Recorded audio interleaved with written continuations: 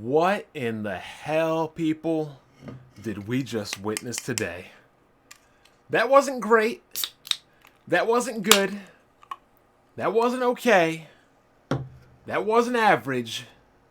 That, people, whatever you want to call it, the unveiling, the trailer, the launch announcement, the conference, the digital event, whatever that was in fact a disappointment. A disappointment. There's no other word I can use to describe that. And if I were to rate it right now, I would rate it probably at the very highest, the most generous I can be. I would give it a 6. Realistically, I would probably give it a 5. The whole Xbox thing in comparison, I gave it 3-4. So while it was a little bit better than the Xbox, it was still overall a disappointment. Now, you can call me an Xbox hater. You can call me a Nintendo hater. The people that say that, oh, I'm a Sony fanboy, I find you laughable and I block you because I don't even game on the PlayStation, really. I game on the PC. None of these conferences or consoles are really selling a console to me. Now, I know you can say, oh, but you're not in the market for a console, and consoles aren't for you. Bullshit. Bullshit. Everybody pretty much started gaming on a console. Period. There are ways that console developers and manufacturers can get even a PC gamer to buy a console, or a Switch, or a PlayStation. Not really an Xbox, because people say, why do I need one when I can play all their games and more and better on a PC? But now, Sony might have dropped the ball even in regards to that. But before we even get any further into the video, let me just give you a little recap and welcoming to my channel, Black Bond. I'm on a podcast called The Weapon Wheel Podcast, Sundays at 6:30. So if you want to tune into that, there you go. You're more than welcome. Our members include Broken Games HD, Jack Move Johnny, Kid Smooth, Jimmy B Gaming, and myself. And we do have a Patreon, so if you like us, you want to support us, you want to donate to us, which you are not required to do, hey, feel free. Give us your support. We are 325 strong, and we appreciate all of those members right there. Now, let's get back to this collapse, because Sony, oh my goodness, they just dropped the ball here. Completely. Remember June, July, August, September, 4 months ago, May 29th, what did Sony tell us in regards to the PlayStation 5? Sony confirms the PlayStation 5 will have exclusive games available only on next-gen hardware. Let me repeat that for the people that are hard of hearing. Sony confirms PlayStation 5 will have exclusive games playable only on next-generation hardware. A strategy that stands in contrast to Microsoft's approach with the Xbox. Well, I'll be damned. Let's continue. It is time to give the PlayStation community something new, something different that can really only be enjoyed on PlayStation 5. I'll repeat that one more time for you. It is time to give the PlayStation community something new, something different that can really only be enjoyed on the PlayStation 5. Y'all think about that while I take a sip on this high noon.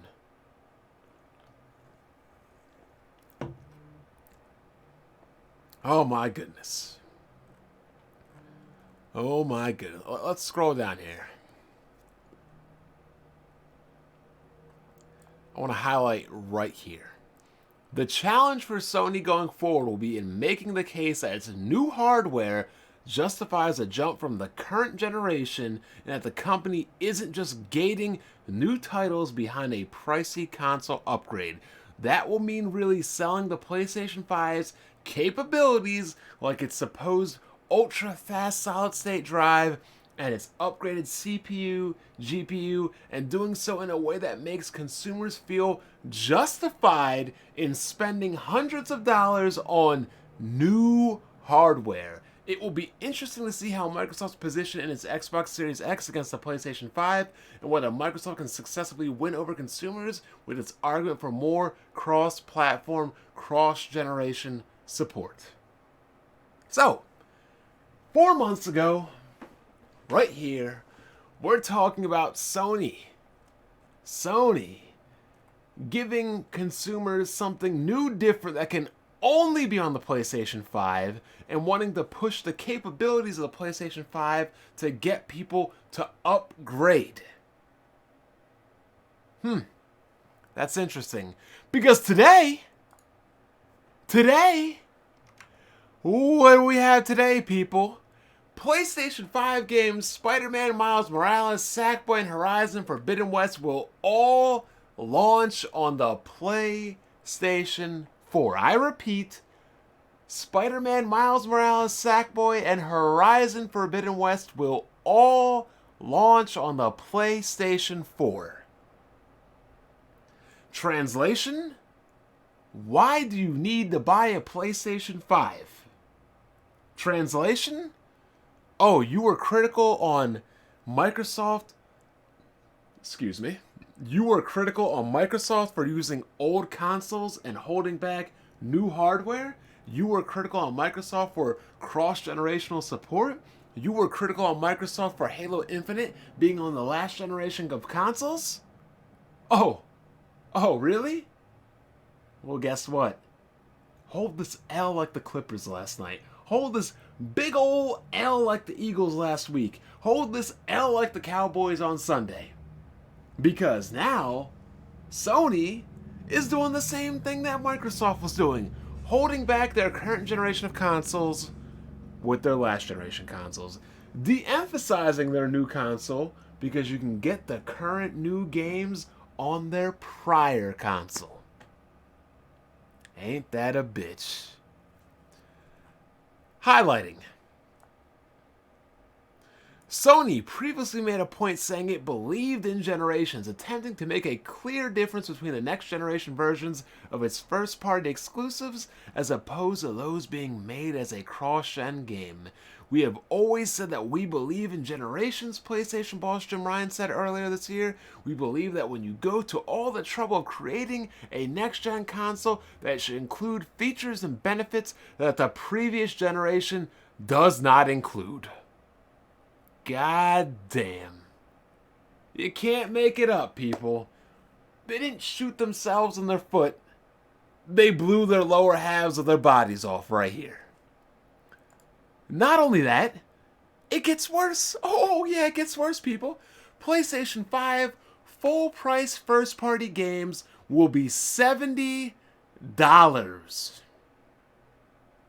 That's right, people.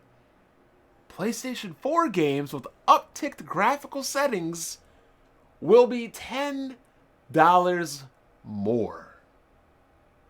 $20 more if it's Spider-Man. Because Spider-Man will be $50. This is some bull crap. I can play games on my 1070, but when I buy a 3080, guess what, people? The games don't cost any different. Whether I'm using a 980, a 1080, or a 3080, guess what, people? The games will still cost the same price on PC.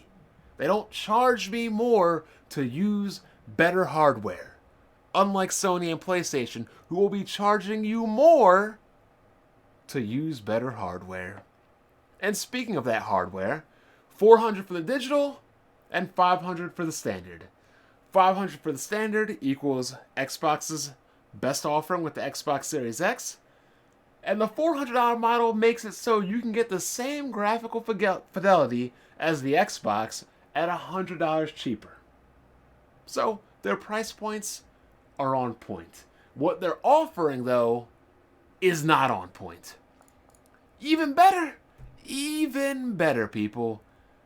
The PS5 DualSense controller will cost $70. That is a lot for a controller. That's a lot. That is a lot. Now, thankfully, they will pack it in with one controller. I will alternate and use it both on my PC and my, I don't even know if I'm getting a PlayStation 5. Let's just say I want to, you know what? Scrap the PlayStation 5. I want to get this controller for the PC. It's going to run me $70. That is way too expensive. That is too expensive for a controller. Oh, but it gets better. It gets even better. Demon's Souls Remake, which is a PlayStation 5 launch title. Oh, guess where else that's coming to? It's coming to the PC. Coming to the PC. And for some odd reason, Sony removed the video. It's not sure why, but I can tell you why. Oh, I can tell you why. This is why. Right here. Also available on PC. That is why. As for God of War, okay, cool, but guess what? We didn't get to see any gameplay. We didn't get to see a trailer. We didn't get to see any CGI. And he said, we got the Metroid Prime 4 JPEG image. 2021? Oh, come on. You know that's 2022 with Sony. Let's not even complain about that. We already know that's coming. So here's everything Sony announced during tonight's PlayStation 5 showcase. Final Fantasy 16 doesn't look next-gen. Doesn't look good at all, in my opinion. But I do appreciate that they're going back to medieval times. Miles Morales is now irrelevant because you can get it on PlayStation 4. Who cares about Hogwarts? I don't. Who cares about Call of Duty? I don't. The Village is actually good because it's only going to be on next generation and PC. Oddworld, couldn't care less. Five Nights at Freddy's, are you kidding me? This is what you're advertising on a next generation console? Deathloop, don't care. Devil May Cry Special Edition, don't care. Like, this is a total disaster. And Microsoft was a total disaster. How do you have a disaster out of a disaster? You didn't really have to do anything. You literally just had to show off Horizon, Spider-Man, a couple games, announce God of War was coming down later, and then say all of it is coming to PlayStation 5. The end. You win. Game over. But instead, you not only incentivize people not to upgrade to a PlayStation 5 from a PlayStation 4, but you incentivize PC gamers not to invest into your platform that they can wait and potentially get all or at least some of your major games. This conference right here did not make me want to buy a PlayStation 5. Period. As a PC gamer, it does not make me want to buy a PlayStation 5. And if I really wanted to play Spider-Man Miles Morales, and if I really wanted to play Horizon Forbidden West, guess what, people? I'm going to play them on my PlayStation 4. Or I will go borrow a PlayStation 4 and simply buy the game, as opposed to dropping $400 to $500. I'm Black Bond. This has been disappointing. Sony completely dropped the ball. I don't know what the hell they were doing. Sony and Microsoft completely are walking backwards in the gaming space right now. I mean, what's next? Nintendo's just going to fumble the bag too? But they're about to announce a Switch 2 or an upgraded Switch soon, so hopefully they actually want to know what they're doing, because Sony and Microsoft clearly don't. I'm Black Bond. I'll catch you guys later. Be easy.